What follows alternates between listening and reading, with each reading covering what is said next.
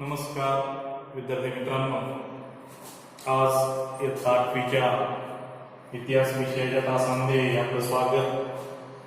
मागच्या तासाला आपण सामाजिक व धार्मिक प्रबोधन या पाठामध्ये आर्य समाज, रामकृष्ण मिशन, शीख समाजातल्या सुधारणा, स्त्रियांविषयीच्या सुधारणा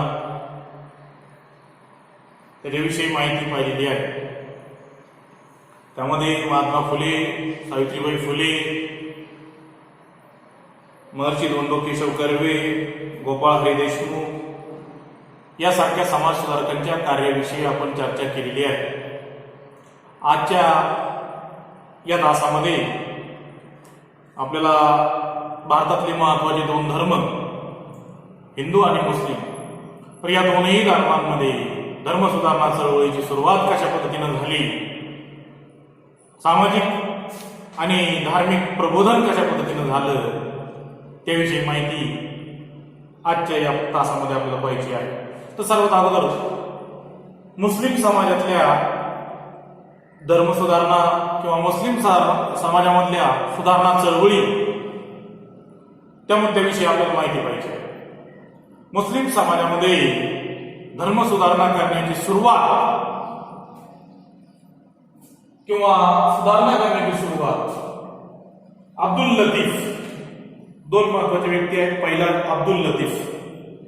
तर अब्दुल लतीफ यांनी बंगालमध्ये द मोहम्मदन लिटररी सोसायटी नावाची एक संस्था स्थापन केली. सगळ्यात अगोदर द मोहम्मदन लिटररी सोसायटी. जोड्याला तुम्हाला त्या ठिकाणी विचारलं गेलं, कॉलममध्ये अब्दुल लतीफ नाव असेल, दुसऱ्या कॉलममध्ये मोहम्मदन लिटररी सोसायटी नाव लक्षात ठेवा. सगळ्यात अगोदर त्या ठिकाणी सुधारण्याची सुरुवात अब्दुल लतीफ यांनी बंगाल प्रांतापासून केलेली आहे. त्यानंतर मुस्लिम समाजामध्ये सुधारण्यासाठी त्या ठिकाणी महत्वाचा सिंहाचा वाटा जर कोणाचा असेल तर तो दुसरा व्यक्ती, त्यांचं नाव सर सय्यद अहमद खान. सर सय्यद अहमद खान यांनी मोहम्मदन अँग्लो ओरिएंटल कॉलेज स्थापन केलेलं आहे, जेणेकरून मुस्लिम समाजातल्या मुलांना शिक्षण मिळावं, ते प्रवाद यावेत यासाठी त्या ठिकाणी प्रयत्न सर सय्यद अहमद खान यांनी केलेला आहे. पुढे मोहम्मदन अँग्लो ओरिएंटल कॉलेजचं नाव बदलून आजच्या काळातलं अलीगड मुस्लिम विद्यापीठ त्या ठिकाणी ठेवण्यात आलेलं. त्याचं नामकरण झालं अलीगड मुस्लिम विद्यापीठाच्या नावाने हे प्रसिद्ध आहे. सर सय्यद अहमद खान त्यांनी पाश्चात्य विचारांना खूप महत्व दिलेलं होतं. पाश्चात्य विज्ञान आणि तंत्रज्ञानाचा पुरस्कार त्यांनी केलेला होता. त्याचबरोबर त्या ठिकाणी त्यांचं एक ठाम मत होतं की जर आपण पाश्चात्य विज्ञान आणि तंत्रज्ञानाचा जर पुरस्कार केला नाही, जर आपण ते शिकलो नाही, तर निश्चितच आपली प्रगती होणार आणि आपल्याला आपली आणि आपल्या समाजाची, आपल्या देशाची जर प्रगती करायची असेल तर आपल्याला पाश्चात्य विज्ञान आणि तंत्रज्ञान हे शिकलं पाहिजे, त्याचा अभ्यास आपण केला पाहिजे. आणि त्याचं ठाम मत होतं. त्याचा पुरस्कार त्यांनी शेवटपर्यंत केला आणि त्यासाठी ते कार्य करत राहिले. तर हे दोन महत्वाचे लोक ज्यांनी मुस्लिम समाजामध्ये सुधारणा करून आणलेली आहे, पहिले होते अब्दुल लतीफ आणि दुसरे होते सर सय्यद अहमद खान. अब्दुल लतीफ यांनी द मोहम्मदन लिटररी सोसायटी ही संस्था काढलेली आहे आणि सर सय्यद अहमद खान यांनी मोहम्मदन अँग्लो ओरिएंटल कॉलेज स्थापन केलं, ज्याला पुढे नाव त्याचं बदललं, त्याचं नामकरण झालं अलीगड मुस्लिम विद्यापीठामध्ये. तर अशा प्रकारे दोन लोक मुस्लिम समाजाच्या धर्म सुधारणा किंवा मुस्लिम समाजातल्या सुधारणा चळवळीविषयी माहिती दिली. असा 2 मार्क प्रश्न येईल. त्याच्यावेळेस या दोन लोकांची नावं, त्यांनी स्थापन केलेले कॉलेज आणि त्यांच्या संस्था आणि त्यांचा ध्येय किंवा त्यांचं ठाम मत काय होतं त्याच्याविषयी तुम्हाला विचारलं जाईल, हे तुम्हाला सांगायचं आहे. तर लक्षात ठेवा, 2 महत्वाचे लोक अब्दुल लतीफ आणि सर सय्यद अहमद खान. त्यानंतर आपण आपला पुढच्या मुद्द्याकडे बोलूया. तर पुढचा मुद्दा होता आपला तो म्हणजे हिंदू समाजातली चळवळी.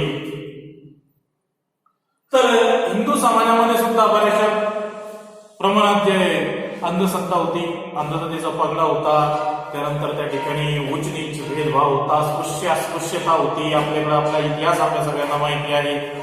समाजामध्ये 4 वर्ण होते, वर्णव्यवस्था अस्तित्वात होती. त्यामध्ये त्या ठिकाणी काही ठराविक वर्गाचं प्राबल्य होतं, काही ठराविक वर्ग जे होते ते नेहमीच त्या ठिकाणी त्यांचं शोषण तिथं केलं गेलं. आणि असं असूनही त्या ठिकाणी भारतातील एक महान संस्कृती म्हणून हिंदू संस्कृतीकडे पाहिलं जातं. आणि या हिंदू संस्कृतीमधल्या वाईट चालीरीती परंपरा त्या ठिकाणी बाजूला काढण्यासाठी काही सुधारक किंवा काही धर्मसुधारक त्या ठिकाणी म्हणू आपण, किंवा काही आधुनिक विचाराचे लोक म्हणूया, तर ते लोकांनी त्या ठिकाणी हिंदू धर्मामध्ये, हिंदू समाजामध्ये चळवळी उभारलेली आहे. उद्देश एकच होता की हिंदू समाजाच्या सन्मानासाठी त्या ठिकाणी त्यांनी प्रयत्न केलेला आहे. याच्यामध्ये सगळ्यात महत्वाचं त्या ठिकाणी 1915 मध्ये हिंदू महासभा स्थापन झालेली होती. हिंदू समाजाला सन्मानाचं स्थान मिळावं म्हणून 1915 साली हिंदू महासभा ही संघटना स्थापन झाली. हिंदू महासभेची स्थापना कधी झाली तर ते साल तुम्हाला विचारलं जाईल, लक्षात ठेवायचं 1915. त्यानंतर हिंदू समाजामध्ये महत्वाचं सुधारणा करण्यामध्ये पुढे असलेले नवीन व्यक्ती ज्याला म्हणतो पंडित मदन मोहन मालवीय. समाजाला शिक्षा देण्याचं काम, शिक्षण मिळावं यासाठी त्या ठिकाणी त्यांनी बनारस विद्यापीठ काढलं. तुम्हाला तेही विचारलं जाईल जोड्यासाठी, बनारस विद्यापीठाची सुरुवात कोणी केली किंवा स्थापना कोणी केली, त्याच्यामध्ये पुढाकार कोणाचा होता, तर त्या व्यक्तीचं नाव लक्षात ठेवा, पंडित मदन मोहन मालवीय. हिंदू समाजामधल्या लोकांसाठी त्या ठिकाणी बनारस या ठिकाणी विद्यापीठ, बनारस विद्यापीठ त्या ठिकाणी निर्माण केलं. त्यानंतर दुसरा एक क्रांतिकारक विचाराचा व्यक्ती ज्याला आपण त्या ठिकाणी म्हणू, सुधारणा त्या ठिकाणी धर्मामध्ये करण्यासाठी त्यांनी प्रयत्न केला, ते म्हणजे डॉक्टर केशव हेगडेवार. डॉक्टर केशव बळीराम हेगडेवार त्यांनी त्या ठिकाणी 1925 साली नागपूरला RSS, ज्याला आपण राष्ट्रीय स्वयंसेवक संघ असं म्हणतो, तर राष्ट्रीय स्वयंसेवक संघ निर्माण केला. राष्ट्रीय स्वयंसेवक संघ निर्माण करण्याचा उद्देश काय होता, तर हिंदू तरुणांची एक शिस्तबद्ध आणि चारित्र्य संपन्न त्या ठिकाणी संघटना निर्माण करणं. हिंदू तरुणांची शिस्तबद्ध आणि चारित्र्य संपन्न संघटना निर्माण करण्यासाठी त्या ठिकाणी राष्ट्रीय स्वयंसेवक संघ नागपूरला 1925 साली डॉक्टर केशव बळीराम हेगडेवार यांनी त्या ठिकाणी ती संघटना स्थापन केली, जिला RSS आपण असं म्हणतो. त्यानंतर हिंदू समाजामध्ये अजून एक महत्वाचा क्रांतिकारक विचारवंत त्या ठिकाणी समाज सुधारक म्हणूया आपण त्यांना, तर ते म्हणजेच स्वातंत्र्यवीर विनायक दामोदर सावरकर. तर सावरकरांनी सुद्धा हिंदू समाजाला त्या ठिकाणी मानाचं स्थान मिळावं, हिंदू संस्कृतीला त्या ठिकाणी मानाचं स्थान मिळावं, त्यासाठी त्या ठिकाणी रत्नागिरीमध्ये पतित पावन मंदिर, एक सर्वांसाठी प्रवेश खुला असणारं पतित पावन मंदिर त्या ठिकाणी निर्माण केलं. कारण की समाजामध्ये जी वर्णव्यवस्था होती त्यामध्ये काही ठराविक वर्गाला मंदिरामध्ये प्रवेश दिला जात नसायचा, तर त्या ठिकाणी विनायक दामोदर सावरकरांनी सर्वांसाठी एक मंदिर तिथे निर्माण केलं, पतित पावन मंदिर त्याला म्हटलेलं आहे. आणि ते मंदिरामध्ये सर्वांसाठी प्रवेश त्यांनी खुला केलेला आहे. अशा या मंदिराची निर्मिती स्वातंत्र्यवीर विदा सावरकरांनी केलेली आहे. त्यानंतर सहभोजनाचे कार्यक्रम विदा सावरकरांनी आयोजित केले, जेणेकरून लोक एकमेकांच्या शेजारी बसून जेवून, कारण की समाजामध्ये तशी परिस्थिती होती, 2 किंवा ठराविक लोक जे होते त्यांची सावली सुद्धा अंगावर पडून दिली जात नसायची, अशी परिस्थिती होती. आणि सगळे हिंदूच होते, म्हणून त्या ठिकाणी हिंदू समाजामध्ये एकोपा वाढावा, लोक एकत्रित यावे, लोकांनी त्या ठिकाणी सहजीवन त्या ठिकाणी सहजीवनाच्या माध्यमातून सर्वांचा विकास त्या ठिकाणी साधावा या उद्देशानं त्या ठिकाणी सहभोजनाचा कार्यक्रम स्वातंत्र्यवीर विनायक दामोदर सावरकरांनी त्या ठिकाणी आयोजित केलेला आहे. तर अशा प्रकारे त्या ठिकाणी हे महत्वाचे काही धर्मसुधारक म्हणूया आपण किंवा विचारवंत म्हणून, तर याचे लोक त्या ठिकाणी होते. त्यामुळं हिंदू समाजामध्ये अनेक चळवळी उभ्या राहिलेल्या आहेत. त्याच्यामध्ये 2-3 नावं लक्षात ठेवायचे आहे, पंडित मदन मोहन मालवीय, डॉक्टर केशव हेगडेवार आणि विनायक दामोदर सावरकर, हे 3 लोक. मुस्लिम समाजामध्ये सुधारणा म्हटले की अब्दुल लतीफ आणि सर सय्यद अहमद खान. तर असे 5 लोकांचं कामाविषयी आपण माहिती आज पाहिलेली आहे. परत एकदा सांगतो, मुस्लिम समाजाच्या सुधारणा त्यामध्ये अब्दुल लतीफ यांनी सर्वात अगोदर धर्म सुधारण्याला सुरुवात केली. बंगालमध्ये द मोहम्मदन लिटररी सोसायटी नावाची संस्था स्थापन केली. दुसरे व्यक्ती होते सर सय्यद अहमद खान, ज्यांनी मोहम्मदन अँग्लो ओरिएंटल कॉलेज म्हणजे अलीगड मुस्लिम विद्यापीठाची स्थापना केली. त्यांचं एक ठाम मत होतं की पाश्चात्य विज्ञान आणि तंत्रज्ञान त्या ठिकाणी आपण स्वीकारल्याशिवाय आपली प्रगती होणार नाही. यासाठी त्या ठिकाणी त्यांचं तंत्रज्ञान आणि त्यांचं शिक्षण आपण घेतलं पाहिजे आणि समाजातल्या लोकांनी घेतलं पाहिजे, मुस्लिम समाजातल्या लोकांनी घेतलं पाहिजे असं त्यांचं ठाम मत होतं.